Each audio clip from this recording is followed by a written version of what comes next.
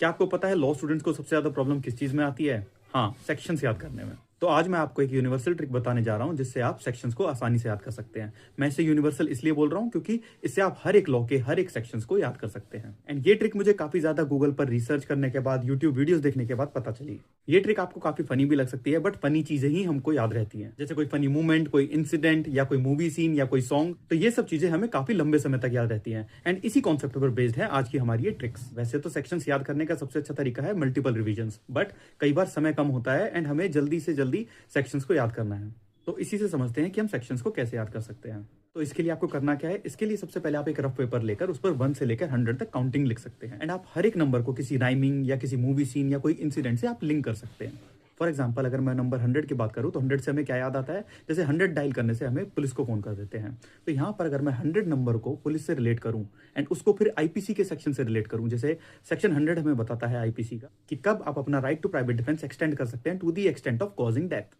तो यहाँ पर हमने 100 नंबर को पुलिस से रिलेट करा एंड उस पुलिस को हमने अपने सेक्शन की स्टोरी से रिलेट कर दिया। एक और एग्जांपल से समझते हैं। Take section 99। अब देखो 99 से मुझे भी कोई स्टोरी याद करने में बड़ी परेशानी आ रही थी, तो मैंने सेक्शन 99 को रिलेट करा मास्टर ब्लास्टर सचिन तेंदुलकर से। मैंने देखा वो कई बार 99 स्कोर पर आउट हुए हैं।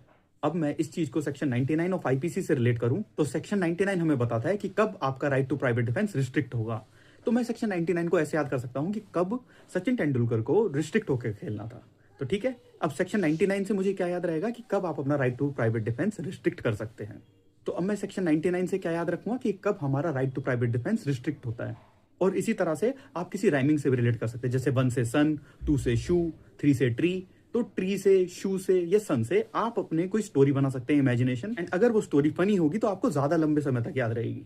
तो इस तरह से आप सेक्शंस को याद कर सकते हैं। अब लास्ट में आप लोगों के मन में ये क्वेश्चन आ रहा होगा कि आफ्टर 100 क्या करें? तो आफ्टर 100 आपके यही नंबर्स रिपीट हो जाएंगे एंड स्टोरी सेम रहेगी। बस आपको सेक्शन नंबर के साथ स्टोरी को लिंक करना है। फॉर एग्जांपल, सेक्शन है 223, तो 200 सीरीज पूरी कॉमन रहेगी एंड हमें कहीं ना कहीं ये याद ही रहता है कि हाँ, ये सेक्शन कहीं ना कहीं 200 की लाइन में फॉल कर रहा था। बट हमें क्या याद नहीं आता? हमें बाद का नंबर याद नहीं आता। तो यहाँ पर 23 को आप ऐसे याद कर सकते हैं, जैसे मैंने जो पर्सनल ट्रिक बनाई वो ट्रिक थी कि 23 को भगत सिंह शहीद हुए थे, तो मुझे 23 नंबर ऐसे याद हो गया। एंड अगर मैं इस 23 को आईपीसी के सेक्शन से रिलेट करूं तो सेक्शन 23 ऑफ आईपीसी हमें बताता है कि wrongful gain and wrongful loss. तो मैं इस इंसिडेंट को ऐसे याद कर सकता हूं कि इस दिन हमें रॉन्गफुल लॉस हुआ था एंड ब्रिटिशर्स को रॉन्गफुल गेन हुआ था।